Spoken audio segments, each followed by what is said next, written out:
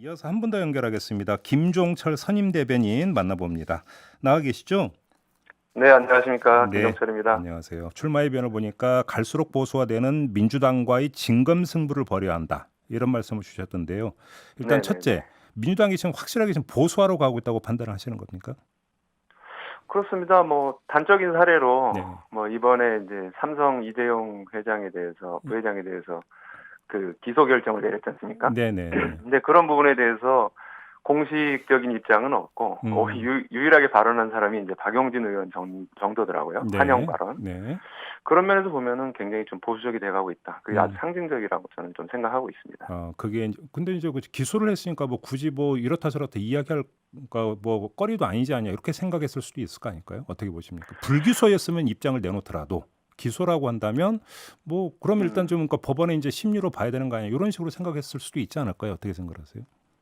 그런데 그동안에 그 부분이 그 이재용 회장에 대한 그 기소 불기소가 상당히 좀 쟁점이 됐지 않습니까? 네네네. 그리고 이제 대통령의 그동안 행보를 보면 이제 이재용 부회장과 같이 산업 현장을 시찰하든가 할 때 음, 누가 봐도 좀 이렇게 친삼성적인 그런 음, 모습을 좀 보여줘서 오해를 딴 사람들이 보면 좀 오해를 할 수도 있었거든요. 근데 예, 하지만 이런 면에서는 어떤 경제민주화라든가 음, 그런 어떤 편법적 세습 이런 음, 것들은 안 된다라고 하는 것에 대해 정당의 정확한 입장이 있어야 되는데 네. 그런 점들을 보더라도 좀 보수적이 돼가는 거라고 저희는 생각하고 그러면 있습니다. 예를 들어서 경제민주화 내지 재벌개혁 같은 경우는 거의 손 놓고 있는 거 아니냐 이런 판단이시군요. 정리하면. 네네, 자, 그러면 이제 그렇습니다. 진검승부를 펼쳐야 한다고 말씀하셨는데 진검승부라고 하는 걸 좀 그림을 그려주세요. 어떤 게 진검승부가 될까요? 저희는 좀 지금 현재 우리나라 상황이 음, 굉장히 좀 위기 상황이다라고 생각을 하고 예, 있습니다. 예. 올해 2, 4분기 그 학계 출생률이 0.84가 나왔는데 이게 보니까 198개국에 198등이더라고요. 그런 거요? 예. 예, 예. 근데 사실상 이건 국가 소멸의 시간이 저는 시작됐다고 보거든요. 네. 그러면 이런 때는 못할 것이 없어야 되는데 음, 그런 것을 선도하는 게 진보정당이라고 생각을 하고 네. 저 개인적으로는 소득세 최고세율을 더 과감하게 올린다거나 예를 음, 들어서 미국이 2차 대전 이후에 그 불평등을 만회하기 위해서 음, 소득세 최고세율이 한 20년 동안 88%까지 갔더라고요. 네, 네. 미국도 그렇게 했는데 음, 우리가 지금 40 몇 프로가 아니라 50%, 60% 이렇게 스웨덴이나 유럽 복지 국가들처럼 그렇게 못할 이유가 없다. 음, 이런 부분도 있고 그다음에 이런 부동산 문제 이런 것 때문에 굉장히 그 상황이 심각하고 예. 자산 격차가 날로 격차가 벌어지는데 네. 피케티 같은 사람은 25세 유럽 성인 1인당 1억 5천만 원 정도를 기본 자산으로 줘야 된다. 음. 이런 주장도 하는데 이런 좀 과감한 정책으로 지금 위기를 넘어가는 그런 승부를 펼쳐야 될 것 같습니다. 예를 들어서 어떤 그 사회를 진단하고 그래서 정책적 대안을 내놓는 것은 굳이 정당이 아니라 학자 쪽에서도 할 수 있는 거 아니겠습니까? 그럼에도 불구하고 정당은 학자와의 접근법과는 다른 어떤 접근법이 필요하고 결국 그것은 네. 관철시키기 위한 힘을 어떻게 모아서 관철시킬 것인가. 결국 액션의 네네. 문제인 것 같은데요. 그런 점에서 지금 정의당이 걸어온 길에 대해서 어떻게 자평을 하세요? 정의당이 걸어온 길은 지금의 정의당뿐만 아니라 이전 음, 진보정당부터 보자면은 굉장히 많은 것을 바꿔왔죠. 이제 네. 무상급식부터 시작해서 음, 그 문재인 케어로 이어지는 의료보장, 그 무상의료까지. 음, 근데 최근에 와서는 그러한 그 좀 민주당과 차별화되는 어떤 정책적 대안이라든가 이런 것들을 제 생각에는 좀 과감하게 제출을 하지 못한 것 같아가지고 예. 이런 면에서 좀 더 진취적이고 또 이렇게 못할 것이 없는 제 표현대로 의하면 네. 그런 다양한 의견들을 제출하고 그리고 말씀하신 대로 어떤 과감한 대안은 학자들이 제출할 수도 있고 그러한데 네. 실제로 보면은 그 요즘 우리 학자들이나 이론가들이나 이런 분들 연구자들이 굉장히 다양한 대안을 내놓습니다. 네, 네, 네. 네, 근데 그 중에서 어떤 정당이 어떤 대안을 과감하게 선택해서 할 것이냐는 하는 것은 정말 결단의 문제이고 음. 그것이 힘을 얻어가면은 국민들이 지지하면 결과적으로는 실현될 가능성이 저는 높아진다고 생각합니다. 네. 그러면 지금까지 정의당이 이제 제대로 정책적 대안을 제시를 못했다고 말씀하셨는데 안 한 겁니까? 못한 겁니까? 어떻게 보세요? 안 하지는 않았고요. 예.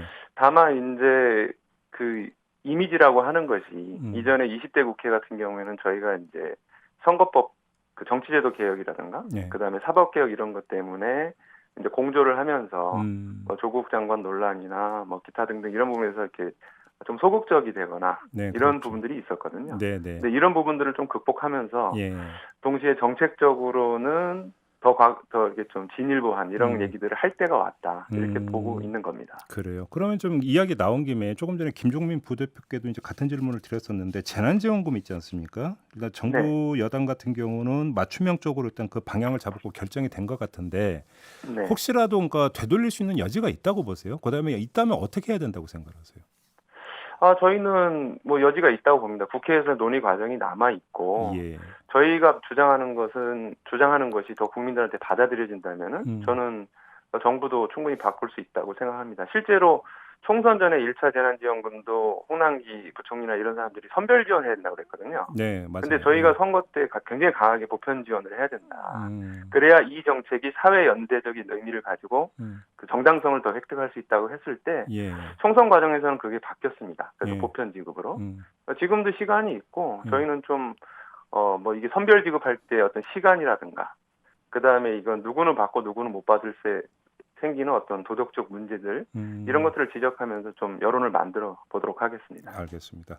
지금 이제 정의당 이야기가 나오면 이제 저희도 정의당 문제를 다루면 꼭 댓글에 달리는 게 있는데요. 오늘도 이제 그런 댓글들이 달리고 있는데 송하님이나 푸른바다 거북님이나 이런 분들이 그다음에 써니 제이님 같은 경우도 마찬가지인데 정의당이 인용입니다. 이건 패미당으로 가고 있는 거 아니냐 이런 식의 지금 댓글이 계속 달리고 있는데요. 어떤 말씀 주시겠어요?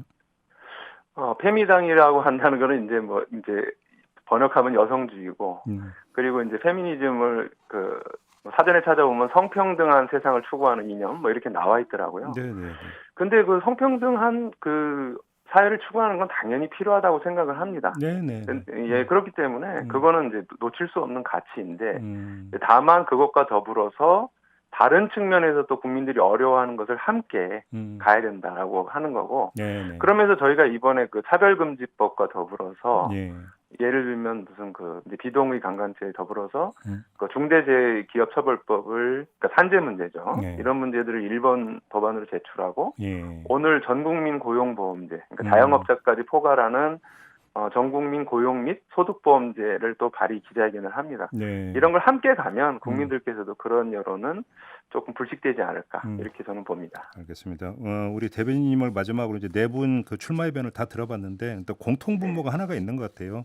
진보의 색채를 다 강화해야 된다. 여기에는 뭐 거의 그러니까 대동소이한 어떤 입장이 좀 나온 것 같습니다.